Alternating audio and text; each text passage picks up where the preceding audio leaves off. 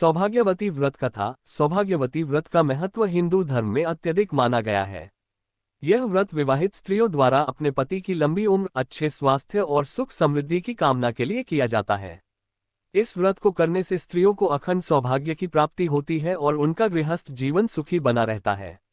इस व्रत को मुख्यतः पूर्णिमा के दिन किया जाता है। कथा के अनुसार प्राचीन काल में एक ब्राह्मण परिवार था। उस परिवार में एक बहुत ही धार्मिक और साध्वी स्त्री थी। वह अपने पति के साथ बहुत सुख शांति से जीवन व्यतीत कर रही थी। लेकिन एक दिन उनके पति की मृत्यु हो गई।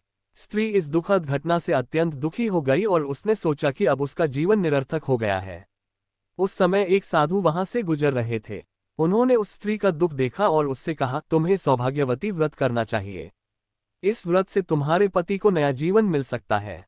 साधु के ये शब्द सुनकर स्त्री ने व्रत का संकल्प लिया और विधिपूर्वक व्रत करना शुरू कर दिया। व्रत के दौरान वो ब्राह्मणी पूरी श्रद्धा से देवी माँ की पूजा करती और अपने पति की लंबी उम्र की प्रार्थना करती। उसने उपवास रखकर व्रत की विधि पूरी की। धीरे धीरे उसकी तपस्या के प्रभाव से उसके मृत पति में जीवन के संकेत दिखाई देने लगे। कुछ समय बाद उसका पति पूरी तरह स्वस्थ हो गया और फिर से जीवन के साथ रहने लगा। ब्राह्मणी का ये व्रत सफल हुआ और उसे अखंड सौभाग्य की प्राप्ति हुई। इस कथा से यह संदेश मिलता है कि श्रद्धा और विश्वास के साथ किया गया सौभाग्यवती व्रत जीवन में सुख, समृद्धि और सौभाग्य लाता है।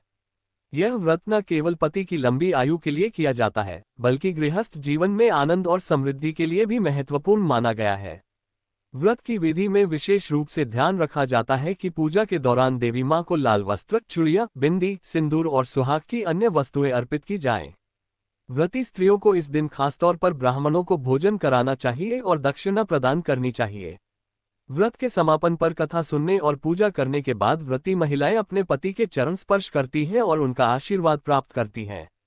इस प्रकार सौभाग्यवती व्रत स्त्रियों के लिए अत्यंत फलदायी और महत्वपूर्ण व्रत है। इसे करने से स्त्रियों के जीवन में सौभाग्य और सुख शांति बनी रहती है।